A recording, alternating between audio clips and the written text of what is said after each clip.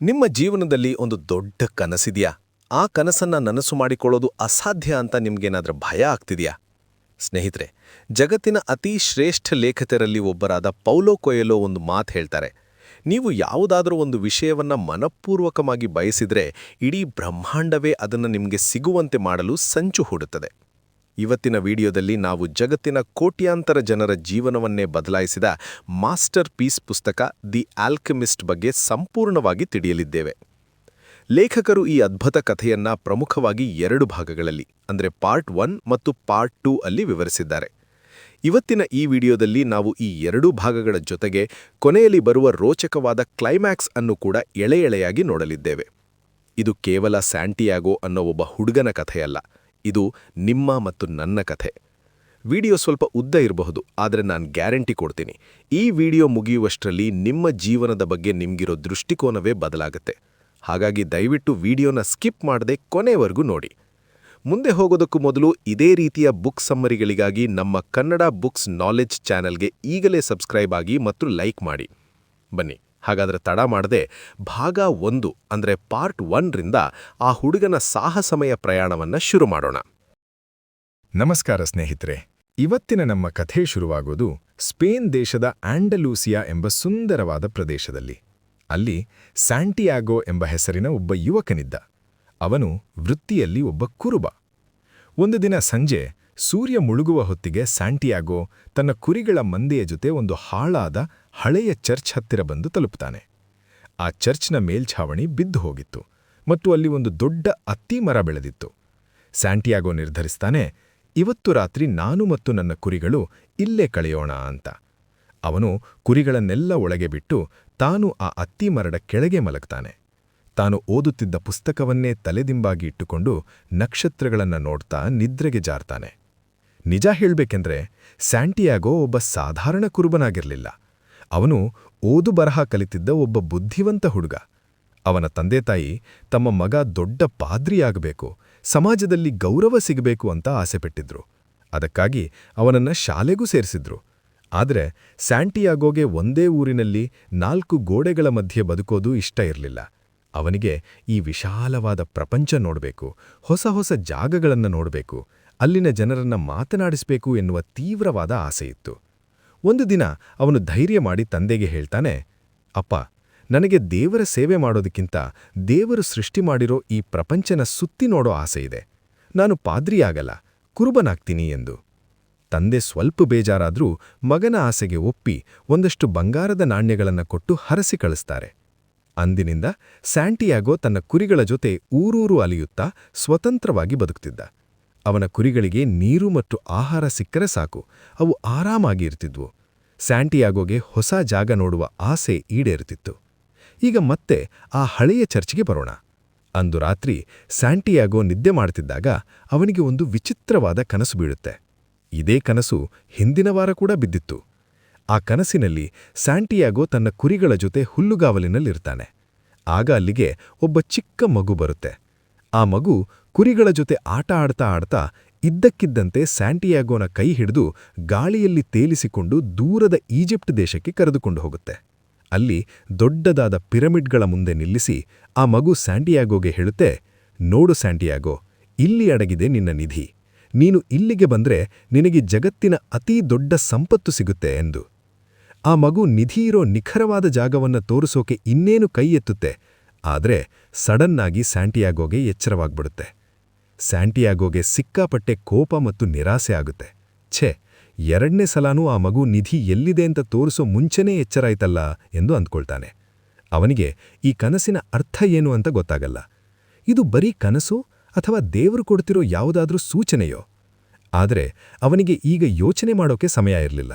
ಯಾಕಂದ್ರೆ ಸೂರ್ಯ ಹುಟ್ಟುತ್ತಿದ್ದ ಹಾಗೆ ಅವನು ಟಾರಿಫಾ ಎಂಬ ಪಟ್ಟಣಕ್ಕೆ ಹೋಗಬೇಕಾಗಿತ್ತು. ಅಲ್ಲಿ ಅವನು ತನ್ನ ಕುರಿಗಳ ಉಣ್ಣೆಯನ್ನ ಮಾರಾಟ ಮಾಡಬೇಕಾಗಿತ್ತು. ಅಷ್ಟೇ ಅಲ್ಲ, ಅಲ್ಲಿ ಒಬ್ಬ ವ್ಯಾಪಾರಿಯ ಸುಂದರವಾದ ಮಗಳು ಇದ್ಲು. ಅವಳನ್ನ ನೋಡಬೇಕು, ಮಾತನಾಡಿಸಬೇಕು ಅನ್ನೋದು ಸ್ಯಾಂಟಿಯಾಗೋನ ಮುಖ್ಯ ಉದ್ದೇಶ ಆಗಿತ್ತು.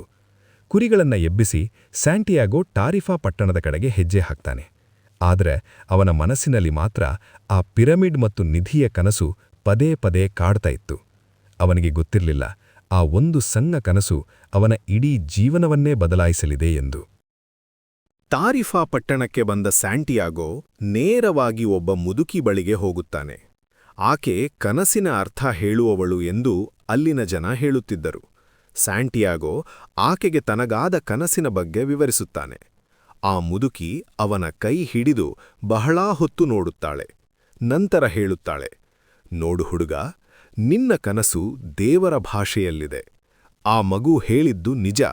ನೀನು ಈಜಿಪ್ಟ್ನ ಪಿರಮಿಡ್ಗಳ ಹತ್ತಿರ ಹೋಗಲೇಬೇಕು. ಅಲ್ಲಿ ನಿನಗೆ ಸಿಗುವ ನಿಧಿ ನಿನ್ನನ್ನು ಶ್ರೀಮಂತನನ್ನಾಗಿ ಮಾಡುತ್ತದೆ ಎಂದು. ಆದರೆ ಒಂದು ಷರತ್ತು, ನಿನಗೆ ಆ ನಿಧಿ ಸಿಕ್ಕ ಮೇಲೆ ಅದರಲ್ಲಿ 10ನೇ ಭಾಗವನ್ನು, ಅಂದರೆ 10% ನನಗೆ ಕೊಡಬೇಕು ಎಂದು ಆಕೆ ಪ್ರಮಾಣ ಮಾಡಿಸಿಕೊಳ್ಳುತ್ತಾಳೆ. ಸ್ಯಾಂಟಿಯಾಗೋಗೆ ನಗು ಬರುತ್ತೆ. ಇನ್ನೂ ಸಿಕ್ಕೇ ಇಲ್ಲದ ನಿಧಿಯ ಬಗ್ಗೆ ಇವಳು ಪಾಲನ್ನು ಕೀಳುತ್ತಾ ಇದ್ದಾಳೆ.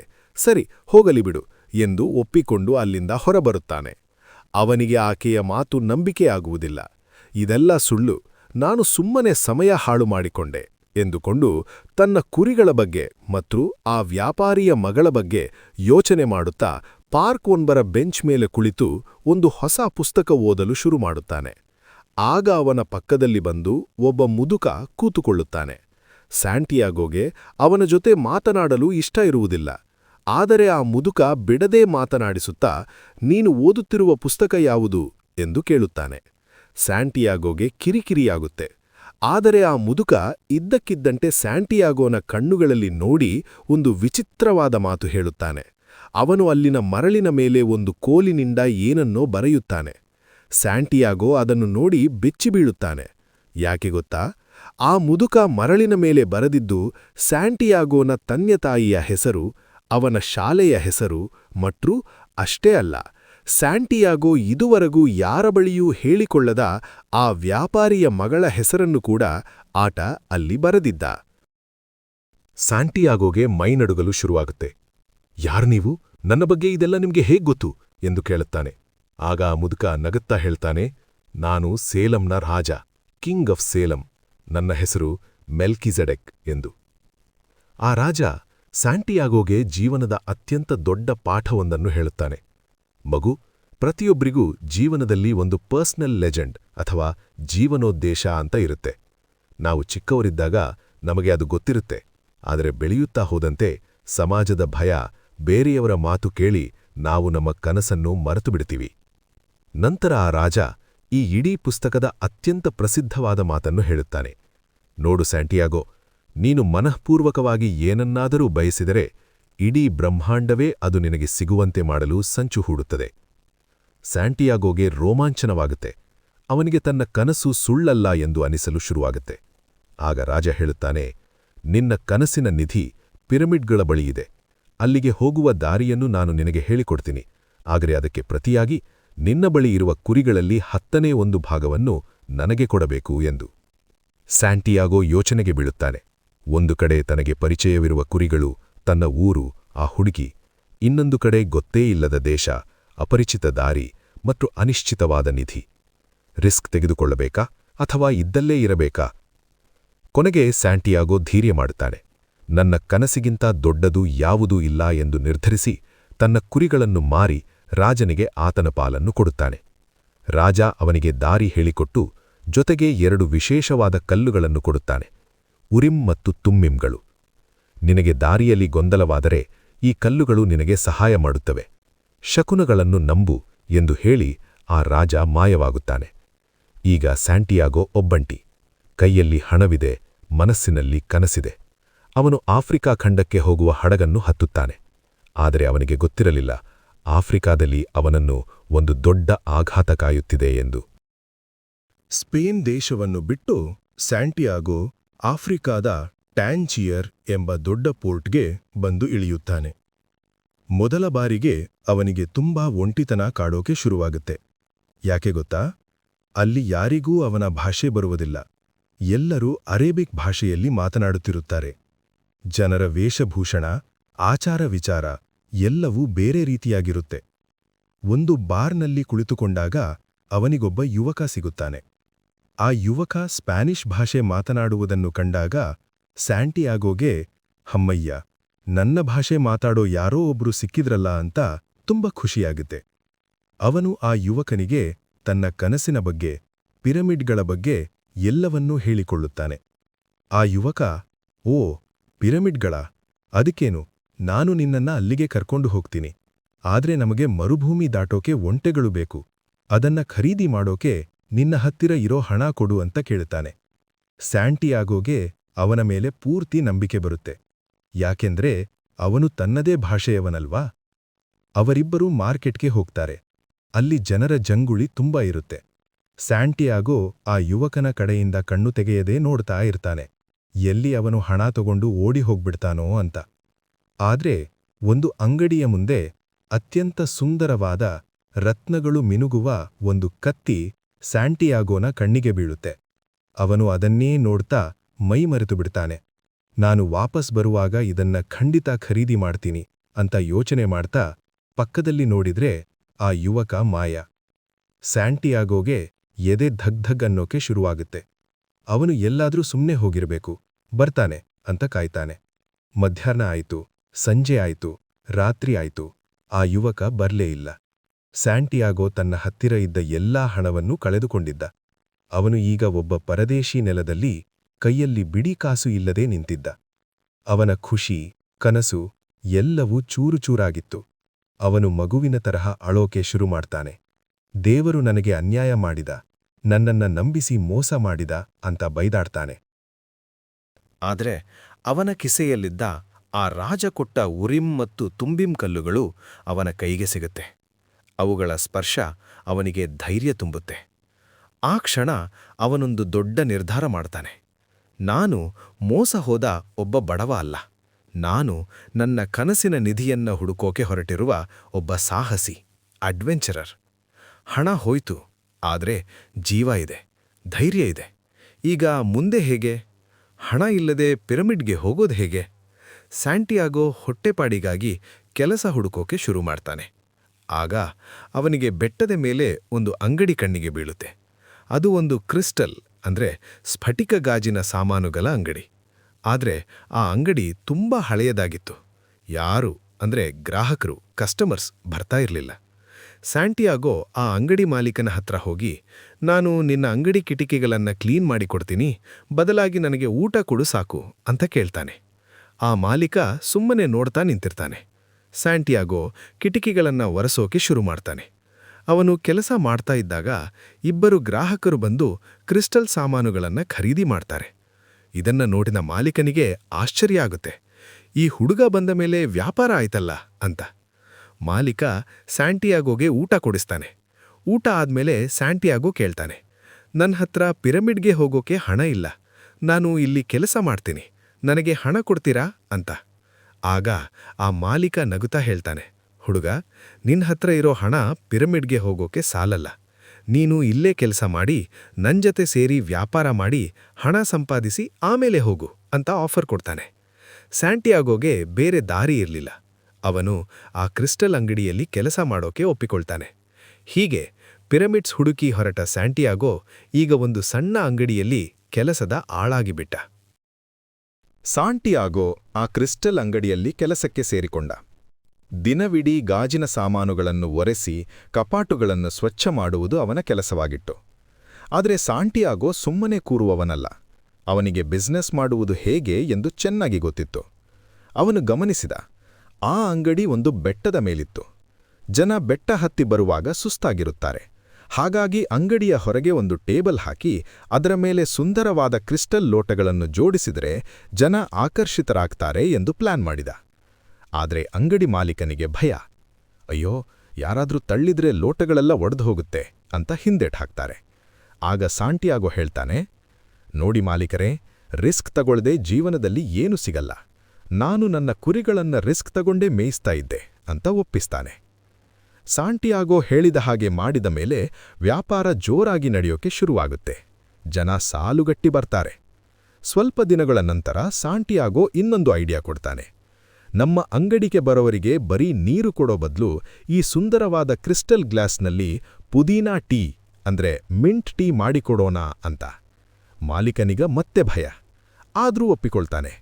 ಈ ಐಡಿಯಾ ಎಷ್ಟು ವರ್ಕೌಟ್ ಆಗುತ್ತೆ ಅಂದ್ರೆ ಆ ಊರಿನ ಜನ ಬರೀ ಟೀ ಕುಡಿಯೋಕೆ ಅಲ್ಲಿಗೆ ಬರೋಕೆ ಶುರು ಮಾಡ್ತಾರೆ. ಜೊತೆಗೆ ಕ್ರಿಸ್ಟಲ್ ಕೂಡ ತಗೊಳ್ತಾರೆ.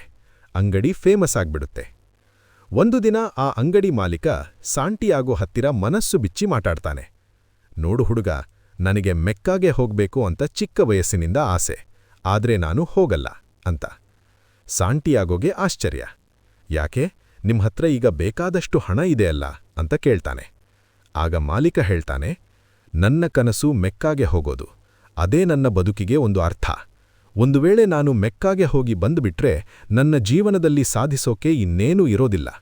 ಕನಸು ನನಸಾದ ಮೇಲೆ ಬದುಕೋಕೆ ನನಗೆ ಭಯ ಆಗುತ್ತೆ, ಅದಕ್ಕೆ ನಾನು ಬರೀ ಕನಸು ಕಾಣ್ತಾ ಇಲ್ಲೇ ಇರ್ತೀನಿ ಅಂತ. ಸಾಂಟಿಯಾಗೋಗೆ ಆವತ್ತು ಒಂದು ದೊಡ್ಡ ಸತ್ಯ ಅರ್ಥವಾಯಿತು. ಪ್ರಪಂಚದಲ್ಲಿ 2 ತರಹದ ಜನ ಇರ್ತಾರೆ. ಒಬ್ರು ಸಾಂಟಿಯಾಗೋ ತರಹ ಕನಸನ್ನ ನನಸು ಮಾಡಿಕೊಳ್ಳೋಕೆ ರಿಸ್ಕ್ ತಗೊಂಡು ಓಡೋರು. ಇನ್ನೊಬ್ರು ಆ ಮಾಲೀಕನ ತರಹ ಕನಸು ನನಸಾಗೋ ಭಯದಲ್ಲೇ ಬರೀ ಕನಸು ಕಾಣ್ತಾ ಕೂರೋರು.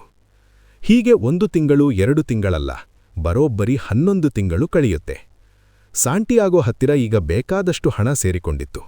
ಅವನು ಅಂದುಕೊಂಡ, ಸಾಕು, ನಾನು ಪಿರಮಿಡ್ಗೆ ಹೋಗಲ್ಲ.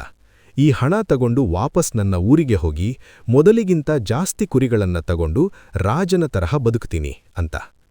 ಬ್ಯಾಗ್ ಪ್ಯಾಕ್ ಮಾಡ್ಕೊಂಡು ಹೊರಡೋಕೆ ರೆಡಿ ಆಗ್ತಾನೆ. ಆದ್ರೆ ಬ್ಯಾಗ್ ಎತ್ತುವಾಗ ಅದರಿಂದ 2 ಕಲ್ಲುಗಳು ಅಂದ್ರೆ ಉರಿಮ್ ಮತ್ತು ತುಂಮಿಮ್ ಕೆಳಗೆ ಬೀಳ್ತಾವೆ. ಅದನ್ನ ನೋಡಿದ ತಕ್ಷಣ ಸಾಂಟಿಯಾಗೋಗೆ ಆ ಮುದುಕ ರಾಜ ಹೇಳಿದ ಮಾತು ನೆನ್ಪಾಗುತ್ತೆ, ಯಾರೂ ತಮ್ಮ ಕನಸನ್ನ ಅರ್ಧಕ್ಕೆ ಬಿಡಬಾರದು ಅಂತ. ಸಾಂಟಿಯಾಗೋಗೆ ಎಚ್ಚರವಾಗುತ್ತೆ. ನಾನು ಕುರಿಗಳನ್ನ ಯಾವಾಗ ಬೇಕಾದರೂ ಕೊಂಡುಕೊಳ್ಬಹುದು, ಆದರೆ ಪಿರಮಿಡ್ ನೋಡುವ ಅವಕಾಶ ಮತ್ತೆ ಸಿಗಲ್ಲ ಎಂದು ನಿರ್ಧಾರ ಬದಲಾಯಿಸ್ತಾನೆ. ಅವನು ಮನೆಗೆ ಹೋಗುವ ಬದಲು ಮರುಭೂಮಿ ದಾಟಿ ಪಿರಮಿಡ್ ಕಡೆಗೆ ಹೋಗುವ ಕ್ಯಾರವ್ಯಾನ್ ಅಂದ್ರೆ ಒಂಟೆಗಳ ಗುಂಪಿನ ಹತ್ತಿರ ಹೋಗಿ ನಿಲ್ತಾನೆ. ಅಲ್ಲಿ ಅವನಿಗೆ ಒಬ್ಬ ಇಂಗ್ಲಿಷ್ ವ್ಯಕ್ತಿಯ ಪರಿಚಯವಾಗುತ್ತೆ. ಇಲ್ಲಿಗೆ ಸಾಂಟಿಯಾಗೋನ ಜೀವನದ ಭಾಗ 1 ಮುಗಿಯುತ್ತೆ. ಮುಂದೆ ಶುರುವಾಗೋದು ಮೈನವಿರೇಳಿಸುವ ಮರುಭೂಮಿಯ ಪಯಣ. ಸ್ನೇಹಿತರೆ, ಇಲ್ಲಿಗೆ ದಿ ಆಲ್ಕೆಮಿಸ್ಟ್ ಪುಸ್ತಕದ ಮೊದಲ ರೋಚಕ ಭಾಗ ಮುಗಿಯಿತು. ಸ್ಯಾಂಟಿಯಾಗೋ ತನ್ನ ಹಾಯಾದ ಜೀವನವನ್ನ ಬಿಟ್ಟು ಅನಿಶ್ಚಿತವಾದ ಮರುಭೂಮಿಯ ಕಡೆಗೆ ಹೆಜ್ಜೆ ಹಾಕಿದ್ದಾನೆ. ಮುಂದೆ ಏನಾಗುತ್ತೆ? ಅವನಿಗೆ ನಿಜವಾಗ್ಲೂ ಪಿರಮಿಡ್ ಸಿಗುತ್ತಾ? ಅಥವಾ ಮರುಭೂಮಿಯಲ್ಲಿ ಪ್ರಾಣ ಕಳಕೊಳ್ತಾನಾ? ಅಷ್ಟೇ ಅಲ್ಲ, ಜಗತ್ತಿನ ಅತ್ಯಂತ ರಹಸ್ಯಮಯ ವ್ಯಕ್ತಿ ಆಲ್ಕೆಮಿಸ್ಟ್ನ ಭೇಟಿ ಹೇಗಿರಲಿದೆ? ಇದೆಲ್ಲವನ್ನೂ ನಾವು ಮುಂದಿನ ಭಾಗದಲ್ಲಿ ನೋಡಲಿದ್ದೇವೆ. ಅದಕ್ಕೂ ಮೊದಲು ಒಂದು ಚಿಕ್ಕ ವಿನಂತಿ. ನಾವು ನಿಮಗಾಗಿ ಜಗತ್ತಿನ ಬೆಸ್ಟ್ ಪುಸ್ತಕಗಳ ಜ್ಞಾನವನ್ನ ಕನ್ನಡದಲ್ಲಿ ತರ್ತಿದ್ದೇವೆ. ಈ ನಮ್ಮ ಪ್ರಯತ್ನಕ್ಕೆ ನಿಮ್ಮ ಪ್ರೀತಿ ಮತ್ತು ಬೆಂಬಲ ಬೇಕೇ ಬೇಕು. ದಯವಿಟ್ಟು ಈಗಲೇ ವಿಡಿಯೋ ಕೆಳಗಿರೋ ಸಬ್ಸ್ಕ್ರೈಬ್ ಬಟನ್ ಅನ್ನು ಒತ್ತಿ, ಪಕ್ಕದಲ್ಲಿರೋ ಬೆಲ್ ಐಕಾನ್ ಕ್ಲಿಕ್ ಮಾಡಿ. ಇದರಿಂದ ನಾವು ಹಾಕೋ ಮುಂದಿನ ಯಾವುದೇ ಪವರ್ಫುಲ್ ವಿಡಿಯೋಗಳನ್ನ ನೀವು ಮಿಸ್ ಮಾಡಲ್ಲ. ಹಾಗೆ ಸ್ಯಾಂಟಿಯಾಗೋ ತರಹ ನಿಮಗೂ ಅಥವಾ ನಿಮ್ಮ ಫ್ರೆಂಡ್ಸ್ಗೂ ಜೀವನದಲ್ಲಿ ಏನಾದರೂ ಸಾಧಿಸಬೇಕು ಅನ್ನೋ ಕನಸಿದ್ರೆ ಈ ವಿಡಿಯೋನ ಅವರಿಗೆ ಈಗಲೇ ಶೇರ್ ಮಾಡಿ. ಅವರ ಬದುಕಿಗೆ ನೀವು ಒಂದು ದಾರಿ ತೋರಿಸಿದ ಹಾಗೆ ಆಗತ್ತೆ. ವಿಡಿಯೋ ಇಷ್ಟ ಆಗಿದ್ರೆ ಮರೆಯದೆ ಒಂದು ಲೈಕ್ ಕೊಡಿ. ಸರಿ, ಸಬ್ಸ್ಕ್ರೈಬ್ ಮಾಡಿದ್ರೆ ಬನ್ನಿ. ಹಾಗಾದ್ರೆ ತಡ ಮಾಡದೆ ಮೈನವಿರೇಳಿಸುವ ಭಾಗ 2ರ ಕಥೆಯನ್ನ ಶುರು ಮಾಡೋಣ. ಸ್ನೇಹಿತರೆ, ಈಗ ಕಥೆ ಮರುಭೂಮಿಯ ಕಡೆಗೆ ಹೊರಳುತ್ತದೆ. ಸ್ಯಾಂಟಿಯಾಗೋ ತನ್ನ ಪ್ರಯಾಣವನ್ನು ಮುಂದುವರಿಸಲು ಒಂದು ದೊಡ್ಡ ಕ್ಯಾರವ್ಯಾನ್ ಅಂದ್ರೆ ವ್ಯಾಪಾರಿಗಳ ಮತ್ತು ಒಂಟೆಗಳ ಗುಂಪಿನ ಜೊತೆ ಸೇರ್ಕೊಳ್ತಾರೆ. ಈ ಗುಂಪು ಈಜಿಪ್ಟ್ನ ಅಲ್ ಫಯೂಮ್ ಎಂಬ ಓಯಸಿಸ್ ಕಡೆಗೆ ಹೊರಟಿತ್ತು. ಅಲ್ಲಿ ಸ್ಯಾಂಟಿಯಾಗೋಗೆ ಒಬ್ಬ ವಿಚಿತ್ರವಾದ ಇಂಗ್ಲಿಷ್ ವ್ಯಕ್ತಿಯ ಪರಿಚಯವಾಗುತ್ತೆ. ಈ ಇಂಗ್ಲಿಷ್ ವ್ಯಕ್ತಿ ತನ್ನ ಜೊತೆ ಭಾರೀ ತೂಕದ ಪುಸ್ತಕಗಳನ್ನು ಹೊತ್ಕೊಂಡು ಬಂದಿದ್ದ. ಅವನು ಯಾಕೆ ಮರುಭೂಮಿಗೆ ಬಂದಿದ್ದ ಗೊತ್ತಾ? ಅವನು ಒಬ್ಬ ಶ್ರೇಷ್ಠ ಆಲ್ಕೆಮಿಸ್ಟ್ನ ಹುಡುಕಾಟದಲ್ಲಿದ್ದ. ಅವನಿಗೆ ಅರೇಬಿಯಾದ ಮರುಭೂಮಿಯಲ್ಲಿ ಒಬ್ಬ 200 ವರ್ಷ ವಯಸ್ಸಿನ ವ್ಯಕ್ತಿ ಇದ್ದಾನೆ. ಆ ವ್ಯಕ್ತಿಗೆ ಯಾವುದೇ ಲೋಹವನ್ನ ಬಂಗಾರವನ್ನಾಗಿ ಬದಲಾಯಿಸುವ ಶಕ್ತಿ ಇದೆ ಎಂಬ ವಿಷಯ ಗೊತ್ತಾಗಿರುತ್ತೆ. ಆ ವ್ಯಕ್ತಿಯನ್ನ ಭೇಟಿಯಾಗಲು ಅವನು ಹೊರಟಿದ್ದ. ಸ್ಯಾಂಟಿಯಾಗೋಗೆ ಕುತೂಹಲ ತಡೆಯೋಕ್ಕಾಗಲ್ಲ. ಅವನು ಆ ಇಂಗ್ಲಿಷ್ ವ್ಯಕ್ತಿಯ ಜೊತೆ ಸ್ನೇಹ ಬೆಳೆಸಲು ಪ್ರಯತ್ನಿಸ್ತಾನೆ. ಪ್ರಯಾಣ ಶುರುವಾಗುತ್ತೆ. ಮರುಭೂಮಿಯ ನಿಶ್ಶಬ್ದ ವಾತಾವರಣ, ಬಿಸಿಲ ಝಳ ಮತ್ತು ಕಣ್ಣು ಹಾಯಿಸಿದಷ್ಟು ದೂರ ಬರೀ ಮರಳು. ಸ್ಯಾಂಟಿಯಾಗೋ ಒಂಟೆಯ ಮೇಲೆ ಕುಳಿತು ಮರುಭೂಮಿಯನ್ನ ಗಮನಿಸ್ತಾ ಇರ್ತಾನೆ. ಗಾಳಿ ಹೇಗೆ ಬೀಸುತ್ತೆ, ಹದ್ದುಗಳು ಹೇಗೆ ಹಾರ್ತವೆ ಅಂತ ಪ್ರಕೃತಿಯನ್ನ ಓದೋಕೆ ಪ್ರಯತ್ನಿಸ್ತಾನೆ. ಆದ್ರೆ ಆ ಇಂಗ್ಲಿಷ್ ವ್ಯಕ್ತಿ ಮಾತ್ರ ಸುತ್ತಮುತ್ತ ಏನಾಗ್ತಿದೆ ಅಂತ ನೋಡದೆಯೇ ತನ್ನ ಪುಸ್ತಕಗಳಲ್ಲಿ ಮುಳುಗಿ ಹೋಗಿರ್ತಾನೆ. ಒಂದು ದಿನ ಆ ಇಂಗ್ಲಿಷ್ ವ್ಯಕ್ತಿ ಸ್ಯಾಂಟಿಯಾಗೋಗೆ ಆಲ್ಕೆಮಿ ಬಗ್ಗೆ ವಿವರಿಸ್ತಾನೆ. ನೋಡು ಸ್ಯಾಂಟಿಯಾಗೋ, ಈ ಜಗತ್ತಿನಲ್ಲಿ ಪ್ರತಿಯೊಂದು ವಸ್ತುವಿಗೂ ಆತ್ಮ ಇದೆ. ಅದನ್ನ ಸೋಲ್ ಆಫ್ ದ ವರ್ಲ್ಡ್ ಅಂತ ಕರಿತೀವಿ. ಆಲ್ಕೆಮಿಸ್ಟ್ ಅಂದ್ರೆ ಯಾರು ಗೊತ್ತಾ? ಯಾರು ಆ ಜಗತ್ತಿನ ಆತ್ಮವನ್ನ ಅರ್ಥ ಮಾಡಿಕೊಂಡಿರ್ತಾರೋ ಅವರು ಮಾತ್ರ ನಿಸರ್ಗದ ನಿಯಮವನ್ನ ಬದಲಾಯಿಸಲು ಸಾಧ್ಯ ಅಂತ ಹೇಳ್ತಾನೆ. ಅಷ್ಟೇ ಅಲ್ಲ, ಅವನು 2 ಅದ್ಭುತವಾದ ವಸ್ತುಗಳ ಬಗ್ಗೆ ಹೇಳ್ತಾನೆ. ಒಂದು ಎಲಿಕ್ಸರ್ ಆಫ್ ಲೈಫ್ ಅಂದ್ರೆ ಸಂಜೀವಿನಿ ಅಥವಾ ಅಮೃತ. ಇದನ್ನ ಕುಡಿದ್ರೆ ಮನುಷ್ಯನಿಗೆ ಕಾಯಿಲೆ ಬರೋದಿಲ್ಲ ಮತ್ತು ವಯಸ್ಸಾಗೋದಿಲ್ಲ. 2 ಫಿಲಾಸಫರ್ ಸ್ಟೋನ್ ಅಂದ್ರೆ ಪರುಸಮಣಿ. ಇದರ ಒಂದು ಸಣ್ಣ ಚೂರನ್ನ ಕಾಯಿಸಿದ ಸೀಸದ ಮೇಲೆ ಹಾಕಿದ್ರೆ ಅದು ಅಪ್ಪಟ ಬಂಗಾರವಾಗಿ ಬದಲಾಗುತ್ತೆ. ಸಾಂಟಿಯಾಗೋಗೆ ಇದೆಲ್ಲ ಕೇಳಿ ರೋಮಾಂಚನವಾಗುತ್ತೆ. ಅವನು ಆ ಇಂಗ್ಲಿಷ್ ವ್ಯಕ್ತಿಯ ಪುಸ್ತಕಗಳನ್ನೆಲ್ಲವನ್ನೂ ಪಡೆದು ಓದೋಕೆ ಶುರು ಮಾಡ್ತಾನೆ. ಆದರೆ ಅವನಿಗೆ ಆ ಪುಸ್ತಕಗಳಲ್ಲಿ ಬರೆದಿರೋ ಸಂಕೇತಗಳು, ಚಿತ್ರಗಳು ಮತ್ತು ಕಷ್ಟದ ಭಾಷೆ ಅರ್ಥನೇ ಆಗಲ್ಲ. ಅವನು ಪುಸ್ತಕ ಮುಚ್ಚಿಟ್ಟು ಆ ಇಂಗ್ಲಿಷ್ ವ್ಯಕ್ತಿಗೆ ಹೇಳ್ತಾನೆ, ನೋಡು ಗೆಳೆಯ, ನಿನ್ನ ಪುಸ್ತಕಗಳಿಗಿಂತ ಈ ಮರುಭೂಮಿ ಮತ್ತು ಒಂಟೆಗಳ ನಡಿಗೆ ನನಗೆ ಜಾಸ್ತಿ ಪಾಠ ಕಲಿಸ್ತಾ ಇದೆ. ಪುಸ್ತಕ ಓದೋದ್ರಿಂದ ನಾವು ಬರೀ ವಿಷಯ ತಿಳ್ಕೋಬಹುದು, ಆದರೆ ಪ್ರಪಂಚ ನೋಡೋದ್ರಿಂದ ನಾವು ಅನುಭವ ಪಡಿಬಹುದು ಅಂತ. ಹೀಗೆ ಪ್ರಯಾಣ ಸಾಗುತ್ತಿರಬೇಕಾದ್ರೆ ಒಂದು ಕೆಟ್ಟ ಸುದ್ದಿ ಕ್ಯಾರವಾನ್ಗೆ ಬಂದು ತಲುಪುತ್ತೆ. ಮರುಭೂಮಿಯ ಬುಡಕಟ್ಟು ಜನಗಳ ನಡುವೆ ಯುದ್ಧ ಶುರುವಾಗಿರುತ್ತೆ. ಯಾವ ಕ್ಷಣದಲ್ಲಿ ಬೇಕಾದರೂ ಕ್ಯಾರವಾನ್ ಮೇಲೆ ದಾಳಿ ಆಗಬಹುದು ಅನ್ನೋ ಭಯ ಶುರುವಾಗುತ್ತೆ. ಪ್ರಯಾಣಿಗಳಲ್ಲಿ ಆತಂಕ ಮನೆ ಮಾಡುತ್ತೆ. ಆಗ ಕ್ಯಾರವಾನ್ನ ಲೀಡರ್ ಹೇಳ್ತಾನೆ, ನಾವು ಆದಷ್ಟು ಬೇಗ ಸುರಕ್ಷಿತವಾದ ಜಾಗ ತಲುಪಬೇಕು. ಇನ್ನು ಮುಂದೆ ಹಗಲು ರಾತ್ರಿ ಎನ್ನದೇ ಪ್ರಯಾಣ ಮಾಡೋಣ. ಸಾಂಟಿಯಾಗೋಗೆ ಭಯ ಆಗಲ್ಲ. ಅವನು ಅಂದುಕೊಳ್ತಾನೆ, ನಾನು ನನ್ನ ಕನಸಿನ ದಾರಿಯಲ್ಲಿದ್ದೀನಿ. ಒಂದು ವೇಳೆ ನಾನು ಇಲ್ಲೇ ಸತ್ರೂ ಪರವಾಗಿಲ್ಲ, ಕನಿಷ್ಠ ಪಕ್ಷ ನಾನು ನನ್ನ ಕನಸನ್ನ ಬೆನ್ನಟ್ಟುತ್ತಾ ಸತ್ತೆ ಅನ್ನೋ ತೃಪ್ತಿ ನನಗಿರುತ್ತೆ. ದಿನಗಳು ಉರುಳುತ್ತಾವೆ. ಒಂದು ದಿನ ರಾತ್ರಿ ಕತ್ತಲೆಯಲ್ಲಿ ದೂರದಿಂದ ಮಿನುಗುವ ದೀಪಗಳು ಕಾಣಿಸ್ತಾವೆ. ಹೌದು, ಅವರು ಅಂದುಕೊಂಡಿದ್ದ ಜಾಗ ಅಲ್ ಫಯೂಮ್ ಓಯಸಿಸ್ ಬಂದು ತಲುಪಿತ್ತು. ಮರುಭೂಮಿಯ ನಡುವೆ ಇರುವ ಸ್ವರ್ಗ ಅದು. ಅಲ್ಲಿ ನೀರಿದೆ, ಮರಗಳಿದೆ ಮತ್ತು ಮುಖ್ಯವಾಗಿ ಅಲ್ಲಿ ಸಾಂಟಿಯಾಗೋನ ಬದುಕನ್ನೇ ಬದಲಾಯಿಸಲಿರುವ ಆ ಹುಡುಗಿ ಇದ್ದಾಳೆ. ಸ್ನೇಹಿತರೆ, ಕೊನೆಗೂ ಆ ದೀರ್ಘವಾದ ಮತ್ತು ಅಪಾಯಕಾರಿ ಪ್ರಯಾಣ ಮುಗಿಸಿ ಕ್ಯಾರವಾನ್ ಅಲ್ ಫಯೂಮ್ ಎಂಬ ಓಯಿಸಿಸ್ ಬಂದು ತಲುಪುತ್ತೆ. ಮರುಭೂಮಿಯ ಕಾದ ಮರಡಿನಲ್ಲಿ ಬೆಂದು ಹೋಗಿದ್ದ ಸ್ಯಾಂಟಿಯಾಗೋಗೆ ಆ ಓಯಿಸಿಸ್ ನೋಡಿದ ತಕ್ಷಣ ಸ್ವರ್ಗ ಸಿಕ್ಕ ಹಾಗೆ ಆಗುತ್ತೆ. ಅಲ್ಲಿ ಸಾವಿರಾರು ಖರ್ಜೂರದ ಮರಗಳು, ತಂಪಾದ ನೀರಿನ ಬಾವಿಗಳು ಮತ್ತು 100 ಟೆಂಟ್ಗಳು ಇರ್ತವೆ. ಮುಖ್ಯವಾದ ವಿಷಯ ಏನೆಂದ್ರೆ, ಮರುಭೂಮಿಯಲ್ಲಿ ಯುದ್ಧ ನಡೀತಾ ಇದ್ರೂ ಓಯಿಸಿಸ್ಗೆ ಯಾರೂ ದಾಳಿ ಮಾಡೋ ಹಾಗಿಲ್ಲ. ಅದು ಒಂದು ನ್ಯೂಟ್ರಲ್ ಝೋನ್, ಅಂದ್ರೆ ಸುರಕ್ಷಿತ ವಲಯ. ಅಲ್ಲಿ ಆಯುಧಗಳನ್ನ ತೆಗೆದುಕೊಂಡು ಹೋಗೋ ಹಾಗಿಲ್ಲ. ಆ ರಾತ್ರಿ ಸ್ಯಾಂಟಿಯಾಗೋ ನೆಮ್ಮದಿಯಾಗಿ ಮಲಗುತ್ತಾನೆ. ಬೆಳಗ್ಗೆ ಎದ್ದ ತಕ್ಷಣ ಆ ಇಂಗ್ಲಿಷ್ ವ್ಯಕ್ತಿ ಸ್ಯಾಂಟಿಯಾಗೋನ ಬೆನ್ನು ಬೀಳ್ತಾನೆ. ಬಾ ಸ್ಯಾಂಟಿಯಾಗೋ, ಇಲ್ಲೇ ಎಲ್ಲೋ ಆ ಮಹಾನ್ ಆಲ್ಕೆಮಿಸ್ಟ್ ಇದ್ದಾರೆ, ಅವರನ್ನ ಹುಡುಕೋಣ, ಜನರನ್ನ ಕೇಳೋಣ ಅಂತ. ಸ್ಯಾಂಟಿಯಾಗೋಗೆ ಬೇರೆ ದಾರಿಯಿಲ್ಲದೆ ಸಹಾಯ ಮಾಡಲು ಒಪ್ಪಿಕೊಳ್ತಾನೆ. ಅವರಿಬ್ಬರೂ ಒಂದು ನೀರಿನ ಬಾವಿಯ ಹತ್ತಿರ ಬಂದಿಲ್ತಾರೆ. ಅಲ್ಲಿಗೆ ಊರಿನ ಜನ ನೀರು ತುಂಬಿಸಿಕೊಳ್ಳಲು ಬರ್ತಾ ಇರ್ತಾರೆ. ಸ್ಯಾಂಟಿಯಾಗೋ ಅಲ್ಲಿ ಬರುವವರನ್ನೆಲ್ಲ, ನಿಮಗೆ ಆಲ್ಕೆಮಿಸ್ಟ್ ಬಗ್ಗೆ ಗೊತ್ತಾ ಅಂತ ಕೇಳ್ತಾನೆ. ಆದ್ರೆ ಯಾರಿಗೂ ಗೊತ್ತಿರಲ್ಲ. ಅಷ್ಟರಲ್ಲಿ ಅಲ್ಲಿಗೆ ಒಬ್ಬ ಹುಡುಗಿ ಬರ್ತಾಳೆ. ಅವಳ ಮುಖದ ಮೇಲೆ ಬುರ್ಖಾ ಇರುತ್ತೆ, ಆದ್ರೆ ಅವಳ ಕಣ್ಣುಗಳು ಮಾತ್ರ ಕಾಣಿಸ್ತಾ ಇರುತ್ತೆ. ಅವಳು ಹೆಗಲ ಮೇಲೆ ನೀರಿನ ಕೊಡ ಹೊತ್ತುಕೊಂಡು ಬಾವಿಯ ಹತ್ತಿರ ಬರ್ತಾಳೆ. ಆ ಕ್ಷಣ ಸ್ಯಾಂಟಿಯಾಗೋ ಆಕೆಯ ಕಣ್ಣುಗಳನ್ನು ನೋಡಿದ ಆ ಒಂದೇ ಒಂದು ಕ್ಷಣ ಇಡೀ ಪ್ರಪಂಚವೇ ಸ್ತಬ್ಧವಾದ ಹಾಗೆ ಆಗುತ್ತೆ. ಸ್ಯಾಂಟಿಯಾಗೋಗೆ ಅನಿಸುತ್ತೆ, ಇದೇ ಪ್ರಪಂಚದ ಭಾಷೆ, ಇದೇ ಜಗತ್ತಿನ ಅತ್ಯಂತ ಹಳೆಯ ಮತ್ತು ಸುಂದರವಾದ ಭಾಷೆ, ಅದುವೇ ಪ್ರೀತಿ. ಯಾವುದೇ ಮಾತಿಲ್ಲದೆ, ಪರಿಚಯವಿಲ್ಲದೆ ಸ್ಯಾಂಟಿಯಾಗೋಗೆ ಅರ್ಥವಾಗುತ್ತೆ, ನನ್ನ ಇಡೀ ಜೀವನದಲ್ಲಿ ನಾನು ಹುಡುಕ್ತಾ ಇದ್ದಿದ್ದು ಇವಳನ್ನೇ ಅಂತ. ಆ ಹುಡುಗಿ ಮುಗುಳ್ನಗ್ತಾಳೆ. ಅದು ಸ್ಯಾಂಟಿಯಾಗೋಗೆ ಓಮನ್ ಅಂದ್ರೆ ಶಕುನ ತರಹ ಕಾಣಿಸುತ್ತೆ. ಸ್ಯಾಂಟಿಯಾಗೋ ಧೈರ್ಯ ಮಾಡಿ ಅವಳ ಹತ್ತಿರ ಹೋಗಿ ಮಾತಾಡಿಸ್ತಾನೆ. ಅವಳ ಹೆಸರು ಫಾತಿಮಾ, ಮರುಭೂಮಿಯ ಮಗಳು. ಸ್ಯಾಂಟಿಯಾಗೋ ಅವಳ ಹತ್ತಿರ ಆಲ್ಕೆಮಿಸ್ಟ್ ಬಗ್ಗೆ ಕೇಳೋದನ್ನೇ ಮರ್ತುಬಿಡ್ತಾನೆ. ಬದಲಾಗಿ ಅವನು ಅವಳ ಹತ್ತಿರ ತನ್ನ ಪ್ರೀತಿಯನ್ನೇ ಹೇಳ್ಕೊಂಡ್ಬಿಡ್ತಾನೆ. ನಾನು ನಿನ್ನನ್ನ ಮದುವೆ ಆಗ್ತೀನಿ, ನಾನು ನಿನ್ನನ್ನ ಪ್ರೀತಿಸ್ತಾ ಇದ್ದೀನಿ ಅಂತ ಮೊದಲ ಭೇಟಿಯಲ್ಲೇ ಹೇಳ್ತಾನೆ. ಫಾತಿಮಾ ನೀರು ತುಂಬಿಸಿಕೊಂಡು ಹೋಗ್ತಾಳೆ. ಆದ್ರೆ ಅವಳ ಮನಸ್ಸಿನಲ್ಲೂ ಸ್ಯಾಂಟಿಯಾಗೋ ಬಗ್ಗೆ ಪ್ರೀತಿ ಚಿಗುರೊಡೆಯುತ್ತೆ. ಮುಂದಿನ ದಿನಗಳಲ್ಲಿ ಸಾಂಟಿಯಾಗೋ ಪ್ರತಿದಿನ ಬಾವಿಯ ಹತ್ತಿರ ಫಾತಿಮಾಳನ್ನ ಕಾಯ್ತಾ ಇರ್ತಾನೆ. ಅವನು ತನ್ನ ಕುರಿಗಳ ಬಗ್ಗೆ, ಪಿರಮಿಡ್ ಬಗ್ಗೆ, ತನ್ನ ಕನಸಿನ ಬಗ್ಗೆ, ಮುದುಕ ರಾಜನ ಬಗ್ಗೆ ಎಲ್ಲವನ್ನೂ ಅವಳಿಗೆ ಹೇಳ್ತಾನೆ. ಸಾಂಟಿಯಾಗೋಗೆ ಈಗ ಒಂದು ದೊಡ್ಡ ಗೊಂದಲ ಶುರುವಾಗುತ್ತೆ. ಅವನು ಅಂದುಕೊಳ್ತಾನೆ, ನನಗೆ ಫಾತಿಮಾ ಸಿಕ್ಕಿದಾಳೆ, ಇವಳೇ ನನಗೆ ಎಲ್ಲಕ್ಕಿಂತ ಮುಖ್ಯ. ನನಗೆ ಆ ನಿಧಿ ಬೇಡ, ಪಿರಮಿಡ್ ಬೇಡ. ನಾನಿಲ್ಲೇ ಓಯಸಿಸ್ನಲ್ಲೇ ಉಳ್ಕೊಂಡು ಇವಳ ಜೊತೆ ಮದುವೆಯಾಗಿ ಆರಾಮಾಗಿರ್ತೀನಿ ಅಂತ. ಆದ್ರೆ ಫಾತಿಮಾ ಒಬ್ಬ ಸಾಮಾನ್ಯ ಹುಡುಗಿಯಾಗಿರ್ಲಿಲ್ಲ. ಅವಳು ಮರುಭೂಮಿಯ ಮಗಳು. ಅವಳು ಸಾಂಟಿಯಾಗೋಗೆ ಒಂದು ಅದ್ಭುತವಾದ ಮಾತು ಹೇಳ್ತಾಳೆ. ಈ ಮಾತು ಪ್ರತಿಯೊಬ್ಬ ಪ್ರೇಮಿಗೂ ಪಾಠವಾಗಬೇಕು. ಅವಳು ಹೇಳ್ತಾಳೆ, ನೋಡು ಸಾಂಟಿಯಾಗೋ, ನಾನು ಮರುಭೂಮಿಯ ಹೆಣ್ಣು. ನಾನು ನಿನ್ನನ್ನು ಪ್ರೀತಿಸ್ತೀನಿ ಅನ್ನೋದು ನಿಜ, ಆದ್ರೆ ನನ್ನ ಪ್ರೀತಿ ನಿನ್ನ ಕನಸಿಗೆ ಅಡ್ಡಿಯಾಗಬಾರ್ದು. ನೀನು ನಿನ್ನ ಪರ್ಸನಲ್ ಲೆಜೆಂಡ್ ಅಂದ್ರೆ ಜೀವನೋದ್ದೇಶನ ಪೂರ್ತಿ ಮಾಡ್ಲೇಬೇಕು. ನೀನು ಪಿರಮಿಡ್ಗೆ ಹೋಗಿ ನಿನ್ನ ನಿಧಿಯನ್ನು ಹುಡುಕು. ಒಂದು ವೇಳೆ ನಮ್ಮ ಪ್ರೀತಿ ನಿಜವಾಗಿದ್ರೆ ನೀನು ಖಂಡಿತವಾಗಿಯೂ ವಾಪಸ್ ನನ್ನತ್ರ ಬಂದೇ ಬರ್ತೀಯ. ಅದನ್ನೇ ನಾವು ಮಕ್ತೂಬ್ ಅಂತ ಕರಿತೀವಿ, ಅಂದ್ರೆ ಇದು ಬರೆದಿದೆ ಎಂದು. ಸಾಂಟಿಯಾಗೋಗೆ ಆಶ್ಚರ್ಯವಾಗುತ್ತೆ. ಇವಳು ಎಂಥ ಹುಡುಗಿ, ನನ್ನನ್ನ ಹೋಗು ಅಂತ ಹೇಳ್ತಿದ್ದಾಳಲ್ಲ. ಅವನಿಗೆ ಬೇಜಾರಾಗುತ್ತೆ. ಆದರೆ ಫಾತಿಮಾ ಹೇಳಿದ್ದು ಸತ್ಯ. ನಿಜವಾದ ಪ್ರೀತಿ ಯಾವತ್ತೂ ನಮ್ಮ ಬೆಳವಣಿಗೆಗೆ ಅಡ್ಡಿಯಾಗಲ್ಲ. ಇತ್ತ ಕಡೆ ಆ ಇಂಗ್ಲಿಷ್ ವ್ಯಕ್ತಿಗೆ ಕೊನೆಗೂ ಆ ಆಲ್ಕೆಮಿಸ್ಟ್ನ ಟೆಂಟ್ ಸಿಗುತ್ತೆ.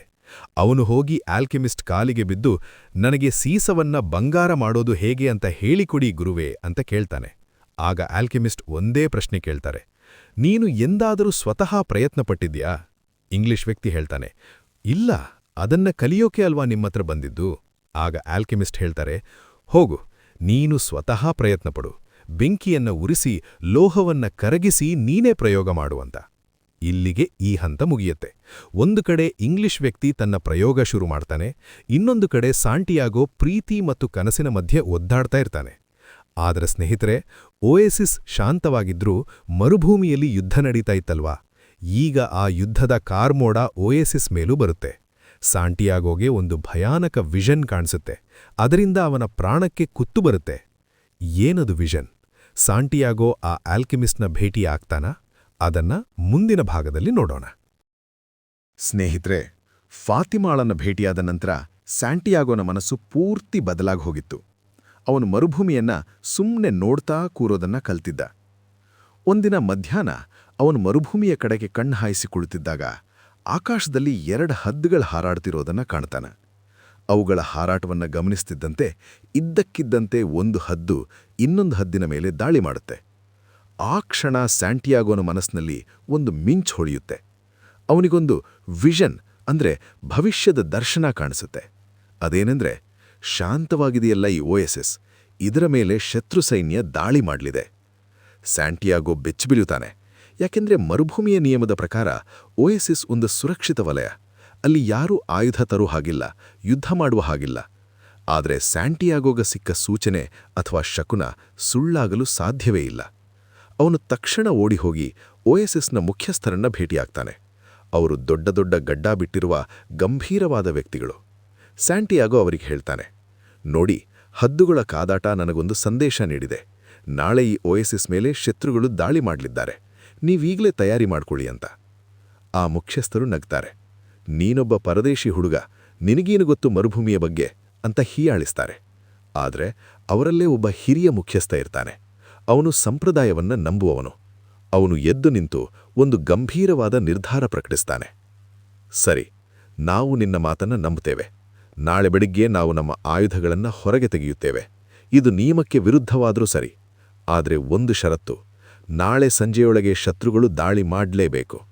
ಒಂದು ವೇಳೆ ಶತ್ರುಗಳು ಬರದೇ ಇದ್ರೆ ನೆನಪಿರ್ಲಿ, ಆಯುಧಗಳು ಸುಮ್ಮನೆ ಒಳಗೆ ಹೋಗಲ್ಲ. ಅವು ನಿನ್ನ ರಕ್ತ ಕುಡಿಯುತ್ತವೆ. ಅಂದ್ರೆ ಶತ್ರುಗಳು ಬರಲಿಲ್ಲ ಅಂದ್ರೆ ನಿನ್ನ ತಲೆ ಕಡಿಯಲಾಗುತ್ತೆ.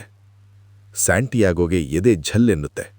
ತಾನು ಒಳ್ಳೆಯದನ್ನು ಮಾಡಲು ಹೋಗಿ ಈಗ ತನ್ನ ಪ್ರಾಣಕ್ಕೆ ಕುತ್ತು ತಂದುಕೊಂಡೇನಲ್ಲ ಅಂತ ಭಯವಾಗುತ್ತೆ. ಅವನು ಫಾತಿಮಾಳನ್ನ ನೆನೆಸ್ಕೊಂಡು ಟೆಂಟ್ ಕಡೆಗೆ ಹೋಗ್ತಾನೆ. ಅದೇ ರಾತ್ರಿ ಹುಣ್ಣಿಮೆ ಚಂದ್ರನ ಬೆಳಕಿನಲ್ಲಿ ಸ್ಯಾಂಟಿಯಾಗೋ ತನ್ನ ಟೆಂಟ್ ಹತ್ರ ನಡ್ಕೊಂಡು ಹೋಗ್ತಾ ಇರ್ತಾನೆ. ಆಗ ಇದ್ದಕ್ಕಿದ್ದಂತೆ ಒಂದು ದೊಡ್ಡ ಸುಂಟ್ರುಗಾಳಿ ಎದ್ದಾಗೆ ಆಗುತ್ತೆ. ಧೂಳು ಹಾರುತ್ತೆ.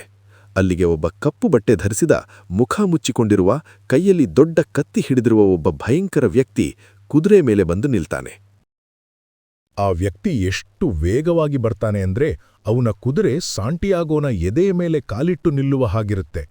ಅವನು ತನ್ನ ಕೈಯಲ್ಲಿದ್ದ ಹರಿತವಾದ ಕತ್ತಿಯನ್ನು ಸಾಂಟಿಯಾಗೋನ ಹಣೆ ಹತ್ರ ಇಟ್ಟು ಗರ್ಜಿಸ್ತಾನೆ. ಯಾರು ನೀನು? ಆ ಹದ್ದುಗಳ ಹಾರಾಟವನ್ನು ಓದುವ ಧೈರ್ಯ ನಿನಗೆ ಕೊಟ್ಟಿದ್ದು ಯಾರು? ಸಾಂಟಿಯಾಗೋ ಹೆದರಿ ನಡುಕ್ತಾನೆ. ಕತ್ತಿಯ ತುದಿ ಅವನ ಹಣೆ ಮುಟ್ತಿರುತ್ತೆ. ಆದರೂ ಅವನು ಧೈರ್ಯ ತಂದುಕೊಂಡು ಹೇಳ್ತಾನೆ, ನಾನಲ್ಲ, ಆ ಹದ್ದುಗಳೇ ನನಗೆ ಹೇಳಿದವು. ನಾನು ಜಗತ್ತಿನ ಆತ್ಮ ಅಂದ್ರೆ ಸೋಲ್ ಆಫ್ ದ ವರ್ಲ್ಡ್ ಅನ್ನು ಓದಬಲ್ಲೆ. ನೀವು ನನ್ನನ್ನು ಕೊಲ್ಲಬಹುದು, ಆದರೆ ನನ್ನ ಆತ್ಮಕ್ಕೆ ಸಾವಿಲ್ಲ. ಆಗ ಆ ಕಪ್ಪು ಕುದುರೆಯ ಸವಾರ ನಿಧಾನವಾಗಿ ಕತ್ತಿಯನ್ನು ಹಿಂದಕ್ಕೆ ತೆಗೆದುಕೊಳ್ತಾನೆ. ಅವನ ಕಣ್ಣುಗಳಲ್ಲಿ ಒಂದು ಮೆಚ್ಚುಗೆ ಕಾಣಿಸುತ್ತೆ. ಅವನು ಹೇಳ್ತಾನೆ, ನಾನು ನಿನ್ನ ಧೈರ್ಯವನ್ನು ಪರೀಕ್ಷೆ ಮಾಡಿದೆ. ಧೈರ್ಯವಿಲ್ಲದವನು ಜಗತ್ತಿನ ಭಾಷೆಯನ್ನು ಕಲಿಯಲಾರ. ನಾಳೆ ಯುದ್ಧ ಮುಗಿದ ಮೇಲೆ ನನ್ನನ್ನು ಬಂದು ಭೇಟಿಯಾಗು. ಸ್ನೇಹಿತರೆ, ಆ ವ್ಯಕ್ತಿ ಬೇರೆ ಯಾರೂ ಆಗಿರಲಿಲ್ಲ, ಅವನೇ ಆ ನಿಗೂಢ ಆಲ್ಕೆಮಿಸ್ಟ್. ಮರುದಿನ ಬೆಳಿಗ್ಗೆ ಏನಾಯ್ತು ಗೊತ್ತಾ? ಸಾಂಟಿಯಾಗೋ ಹೇಳಿದ್ದು ನಿಜವಾಯ್ತು.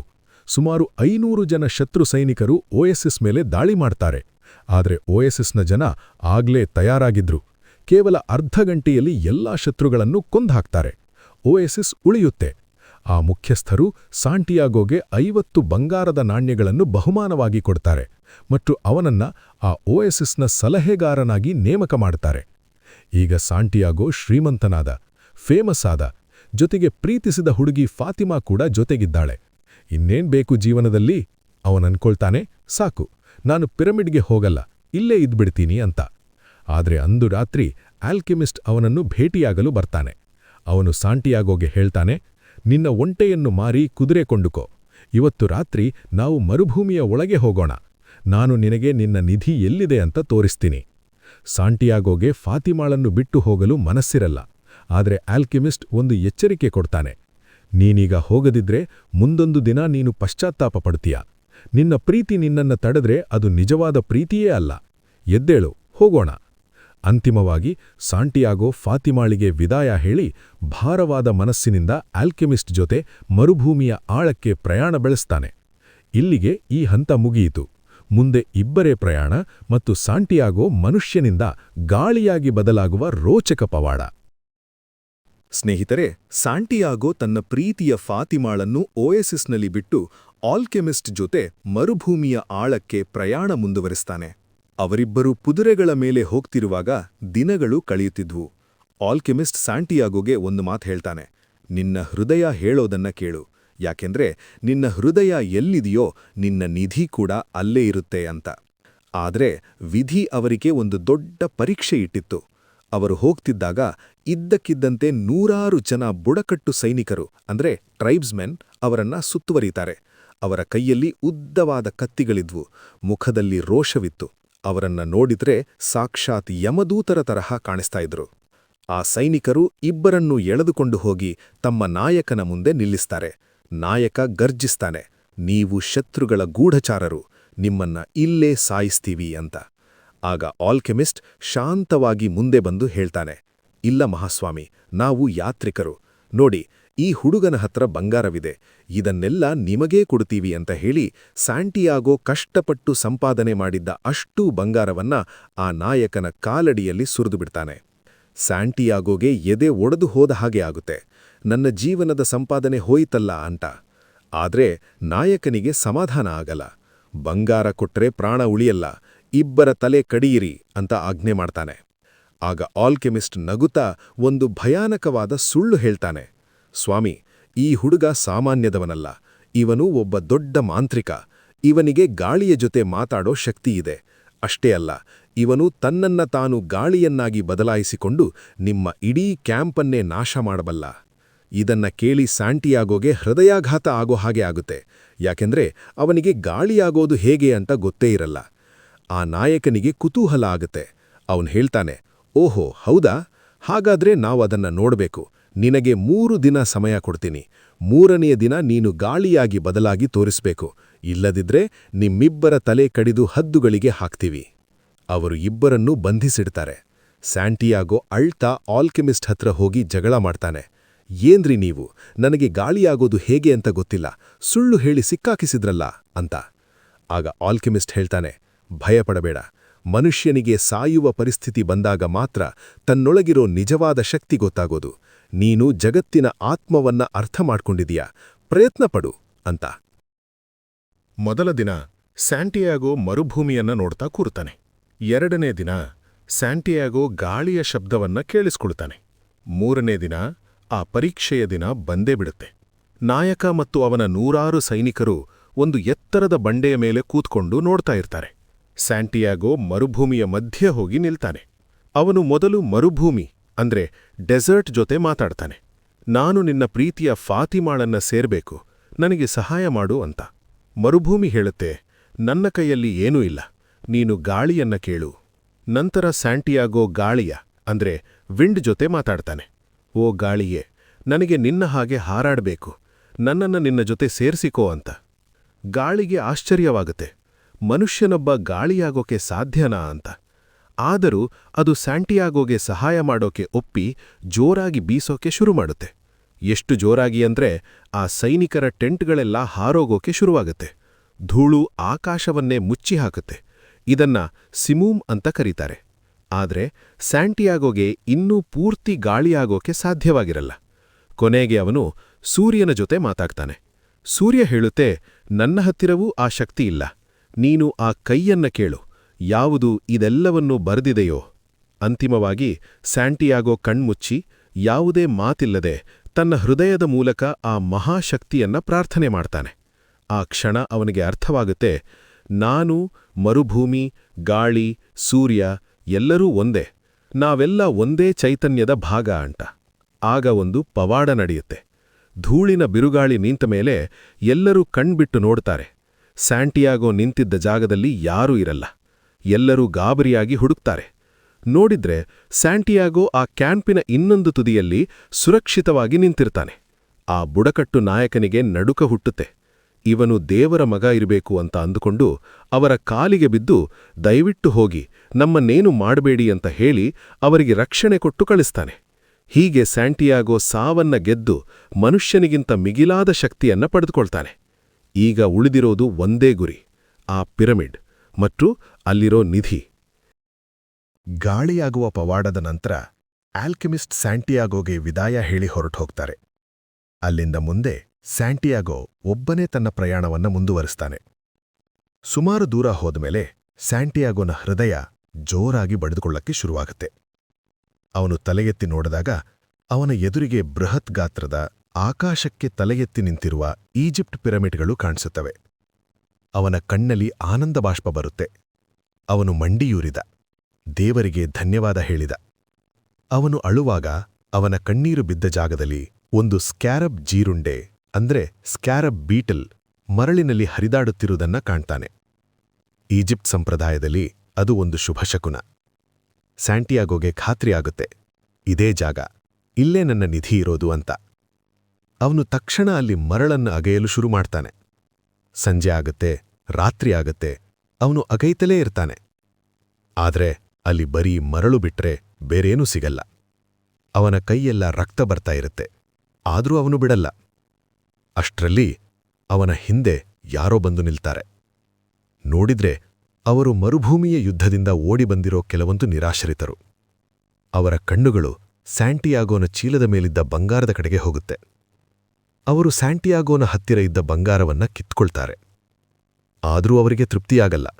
ಇನ್ನೂ ಹಣ ಇರಬೇಕು, ಕುಡು, ಎಲ್ಲಿ ಮುಚ್ಚಿಟ್ಟಿದ್ದೀಯಾ ಅಂತ ಕೇಳಿ ಅವನನ್ನ ಹಿಗ್ಗಾಮುಗ್ಗಾ ಒದೀತಾರೆ. ಸಾಯುವ ಹಂತದವರೆಗೂ ಹೊಡೀತಾರೆ. ಸ್ಯಾಂಟಿಯಾಗೋ ರಕ್ತಸಿಕ್ತವಾಡಿ ಬಿದ್ದಿರ್ತಾನೆ. ತನ್ನ ಪ್ರಾಣ ಉಳಿಸಿಕೊಳ್ಳೋಕೆ ಸ್ಯಾಂಟಿಯಾಗೋ ಅವರಿಗೆ ನಿಜ ಹೇಳಿಬಿಡ್ತಾನೆ. ನನ್ನ ಹತ್ತಿರ ಇರೋದು ಇಷ್ಟೇ ಹಣ, ದಯವಿಟ್ಟು ನನ್ನನ್ನ ಬಿಟ್ಬಿಡಿ, ನಾನಿಲ್ಲಿ ನಿಧಿ ಹುಡುಕ್ತಾ ಇದ್ದೀನಿ. ನನ್ನ ಕನಸಿನಲ್ಲಿ ಪಿರಮಿಡ್ ಹತ್ತಿರ ನಿಧಿ ಇದೆ ಅಂತ ಮಗು ಹೇಳಿತ್ತು ಅಂತ ಬಾಯ್ಬಿಡ್ತಾನೆ. ಇದನ್ನ ಕೇಳಿದ ತಕ್ಷಣ ಆ ಗುಂಪಿನ ನಾಯಕ ಜೋರಾಗಿ ನಗ್ತಾನೆ. ಅವನು ಸ್ಯಾಂಟಿಯಾಗೋನ ಮುಖದ ಹತ್ತಿರ ಬಂದು ಇಡೀ ಪುಸ್ತಕದ ಅತ್ಯಂತ ಮುಖ್ಯವಾದ ಮತ್ತು ನಿಮ್ಮ ಜೀವನವನ್ನೇ ಬದಲಾಯಿಸೋ ಮಾತನ್ನ ಹೇಳ್ತಾನೆ.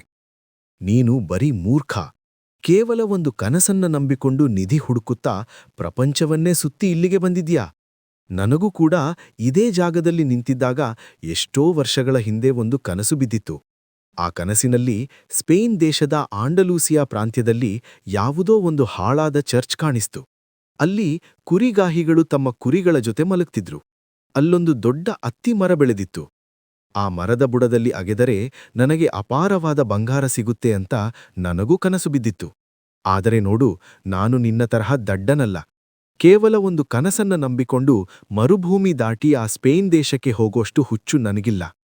ಹೀಗೆ ಹೇಳಿ ಆ ಕಳ್ಳರು ಸ್ಯಾಂಟಿಯಾಗೋನನ್ನ ಅಲ್ಲೇ ಬಿಟ್ಟು ಹೊರಟುಹೋಗ್ತಾರೆ. ಸ್ಯಾಂಟಿಯಾಗೋಗೆ ಮೈಯೆಲ್ಲಾ ನೋವು, ರಕ್ತ ಸೋರುತ್ತಿದೆ. ಆದರೆ ಅವನ ಮುಖದಲ್ಲಿ ಈಗ ಒಂದು ದೊಡ್ಡ ನಗು ಬರುತ್ತೆ. ಯಾಕೆ ಗೊತ್ತಾ? ನಿಧಿ ಎಲ್ಲಿದೆ ಅಂತ ಅವನಿಗೆ ಈಗಲೇ ಗೊತ್ತಾಗಿದ್ದು. ಕಳ್ಳರ ನಾಯಕ ಹೇಳಿದ ಜಾಗ ಯಾವುದು? ಅದು ಸ್ಯಾಂಟಿಯಾಗೋ ಕಥೆಯ ಆರಂಭದಲ್ಲಿ ಕುರಿಗಳ ಜೊತೆ ಮಲಗಿದ್ದನಲ್ಲ, ಸ್ಪೇನ್ ದೇಶದ ಅದೇ ಹಳೆಯ ಚರ್ಚ್. ವಿಪರ್ಯಾಸ ನೋಡಿ, ನಿಧಿ ಇಷ್ಟು ದಿನ ಅವನ ಕಾಲ ಕೆಳಗೇ ಇತ್ತು. ಆದರೆ ಅದನ್ನ ಪಡೆಯಲು, ಅದನ್ನ ಅರ್ಥ ಮಾಡಿಕೊಳ್ಳಲು ಅವನು ಇಡೀ ಪ್ರಪಂಚ ಸುತ್ತಬೇಕಾಯಿತು. ಸ್ಯಾಂಟಿಯಾಗೋ ಕಷ್ಟಪಟ್ಟು ಎದ್ದು ದೇವರಿಗೆ ಧನ್ಯವಾದ ಹೇಳ್ತಾನೆ. ಅವನು ಮತ್ತೆ ಪ್ರಯಾಣ ಮಾಡಿ ಸ್ಪೇನ್ ದೇಶಕ್ಕೆ ವಾಪಸ್ ಬರ್ತಾನೆ. ಆ ಹಳೆಯ ಚರ್ಚ್ಗೆ ಹೋಗ್ತಾನೆ. ಅಲ್ಲಿ ಬೆಳೆದಿದ್ದ ಆ ಅತ್ತಿಮರದ ಬುಡದಲ್ಲಿ ಅಗೆಯೋಕೆ ಶುರು ಮಾಡ್ತಾನೆ. ಸ್ವಲ್ಪ ಹೊತ್ತಿನಲ್ಲೇ ಟನ್ ಅಂತ ಶಬ್ದ ಬರುತ್ತೆ. ಅಲ್ಲಿ ಅವನಿಗೆ ಪುರಾತನ ಕಾಲದ ಒಂದು ದೊಡ್ಡ ಪೆಟ್ಟಿಗೆ ಸಿಗುತ್ತೆ. ಅದನ್ನ ತೆರೆದು ನೋಡಿದ್ರೆ ಅದರಲ್ಲಿ ಸ್ಪ್ಯಾನಿಷ್ ಬಂಗಾರ, ವಜ್ರ, ವೈಢೂರ್ಯಗಳು ತುಂಬಿ ತುಳುಕ್ತಿರ್ತವೆ. ಸ್ಯಾಂಟಿಯಾಗೋ ಈಗ ಜಗತ್ತಿನ ಶ್ರೀಮಂತ ವ್ಯಕ್ತಿ. ಆದರೆ ಅವನಿಗೆ ಬಂಗಾರಕ್ಕಿಂತ ಮುಖ್ಯವಾದದ್ದು ಇನ್ನೊಂದಿತ್ತು. ಆಗ ಆಫ್ರಿಕಾದ ಕಡೆಯಿಂದ ಒಂದು ತಂಪಾದ ಗಾಳಿ ಬೀಸುತ್ತೆ. ಆ ಗಾಳಿಯಲ್ಲಿ ಅವನ ಪ್ರಿಯತಮೆ ಫಾತಿಮಾಳ ಪರಿಮಳ ಇರುತ್ತೆ. ಆ ಗಾಳಿ ಬಂದು ಸ್ಯಾಂಟಿಯಾಗೋನ ಕೆನ್ನೆಗೆ ಮೃದುವಾಗಿ ಮುತ್ತು ಕೊಡುತ್ತೆ. ಸ್ಯಾಂಟಿಯಾಗೋ ಆಕಾಶ ನೋಡಿ ನಗುತ್ತಾ ಹೇಳ್ತಾನೆ, ಫಾತಿಮಾ, ಕಾಯ್ತಾ ಇರು, ನಾನು ಬರ್ತಾ ಇದ್ದೀನಿ. ಸ್ನೇಹಿತರೆ, ಇದಾಗಿತ್ತು ಪೌಲೋ ಕೊಯ್ಲೋ ಅವರ ವಿಶ್ವವಿಖ್ಯಾತ ಕಾದಂಬರಿ ದಿ ಆಲ್ಕೆಮಿಸ್ಟ್ನ ರೋಚಕ ಕಥೆ. ಈ ಕಥೆ ನಮಗೆ ಒಂದು ಅದ್ಭುತವಾದ ಪಾಠವನ್ನು ಕಲಿಸುತ್ತೆ. ನಾವು ಹುಡುಕೋ ಸಂತೋಷ, ಯಶಸ್ಸು ಅಥವಾ ನಿಧಿ ಎಲ್ಲೋ ದೂರ ಇಲ್ಲ, ಅದು ನಮ್ಮಲ್ಲೇ ಇದೆ, ನಮ್ಮ ಕಾಲ ಕೆಳಗೇ ಇದೆ. ಆದರೆ ಅದನ್ನ ಕಂಡುಕೊಳ್ಳೋಕೆ, ಆ ಬೆಲೆಯನ್ನು ಅರ್ಥ ಮಾಡಿಕೊಳ್ಳೋಕೆ ನಾವು ಜೀವನದಲ್ಲಿ ಪ್ರಯಾಣ ಮಾಡಬೇಕು, ಕಷ್ಟಪಡಬೇಕು ಮತ್ತು ಸಾಹಸ ಮಾಡಬೇಕು. ಸಾಂಟಿಯಾಗೋ ಆಫ್ರಿಕಾಕ್ಕೆ ಹೋಗದಿದ್ದರೆ ಅವನಿಗೆ ಫಾತಿಮಾ ಸಿಗ್ತಿರ್ಲಿಲ್ಲ, ಆಲ್ಕೆಮಿಸ್ಟ್ ಸಿಗ್ತಿರ್ಲಿಲ್ಲ ಮತ್ತು ಮುಖ್ಯವಾಗಿ ಅವನಿಗೆ ಪ್ರಪಂಚದ ಜ್ಞಾನ ಸಿಗ್ತಿರ್ಲಿಲ್ಲ. ಹಾಗಾಗಿ ನಿಮ್ಮ ಕನಸುಗಳನ್ನು ನಂಬಿ ರಿಸ್ಕ್ ತೆಗೆದುಕೊಳ್ಳಿ. ನೆನಪಿರ್ಲಿ, ನೀವು ಏನನ್ನಾದರೂ ಮನಃಪೂರ್ವಕವಾಗಿ ಬಯಸಿದ್ದರೆ ಇಡೀ ಬ್ರಹ್ಮಾಂಡವೇ ಅದು ನಿಮಗೆ ಸಿಗುವಂತೆ ಮಾಡಲು ಸಹಾಯ ಮಾಡುತ್ತೆ. ಈ ವಿಡಿಯೋ ಮತ್ತು ನಮ್ಮ ಈ ಪ್ರಯತ್ನ ನಿಮಗೆ ಇಷ್ಟ ಆಗಿದ್ದರೆ ದಯವಿಟ್ಟು ಈಗಲೇ ಈ ವಿಡಿಯೋಗೆ ಒಂದು ಲೈಕ್ ಕೊಡಿ. ನಿಮ್ಮ ಒಂದೊಂದು ಲೈಕ್ ನಮಗೆ ಮುಂದಿನ ವಿಡಿಯೋ ಮಾಡಲು ದೊಡ್ಡ ಶಕ್ತಿ ಕೊಡುತ್ತೆ. ಹಾಗೆ ಇದೇ ರೀತಿಯ ಇನ್ನೂ ಅನೇಕ ಬೆಸ್ಟ್ ಬುಕ್ಸ್ ಸಮ್ಮರಿಗಳನ್ನು ಕನ್ನಡದಲ್ಲಿ ಕೇಳಲು ನಮ್ಮ ಕನ್ನಡ ಬುಕ್ಸ್ ನಾಲೆಜ್ ಚಾನೆಲ್ಗೆ ಈಗಲೇ ಸಬ್ಸ್ಕ್ರೈಬ್ ಆಗಿ ಮತ್ತು ಪಕ್ಕದಲ್ಲಿರೋ ಬೆಲ್ ಐಕಾನ್ ಒತ್ತಿ. ನಿಮ್ಮ ಸ್ನೇಹಿತರಲ್ಲಿ ಯಾರಾದರೂ ಜೀವನದಲ್ಲಿ ಏನನ್ನಾದರೂ ಸಾಧಿಸಬೇಕು ಅಂತ ಕನಸು ಕಾಣ್ತಾ ಇದ್ರೆ ಅವರಿಗೆ ಈ ವಿಡಿಯೋನ ತಪ್ಪದೇ ಶೇರ್ ಮಾಡಿ. ಅವರ ಗೆಲುವಿಗೆ ನೀವು ಕಾರಣರಾಗಿ. ಮುಂದಿನ ವಿಡಿಯೋದಲ್ಲಿ ಮತ್ತೊಂದು ಅದ್ಭುತವಾದ ಪುಸ್ತಕದ ಜೊತೆ ಸಿಗೋಣ. ಅಲ್ಲಿಯವರೆಗೂ ಜ್ಞಾನವನ್ನ ಹಂಚೋಣ, ಬೆಳೆಯೋಣ. ಧನ್ಯವಾದಗಳು.